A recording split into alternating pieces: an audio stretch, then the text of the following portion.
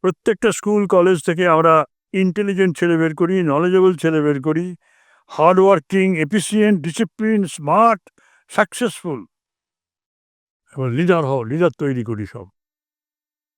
তো এইগুলো তো হিটলারেরও ছিল। আমরা আমাদের স্কুল কলেজ থেকে ছোট ছোট হিটলার তৈরি করছি। কারণ কারণ তারা ইন্টেলিজেন্ট, তারা নলেজেবল, তারা হার্ড ওয়ার্কিং, তারা এফিসিয়েন্ট, ডিসিপ্লিন, স্মার্ট, সাকসেসফুল এবং লিডার। ব্যাস। এর মধ্যে লাভ এবং কম্প্যাশন, ফেলোফিলিং, হেল্পিং কিচ্ছু নেই। সব সেলফিশ জায়েন্টস। অথচ দুঃখ কি জানেন? আমরা স্বপ্ন দেখি কি?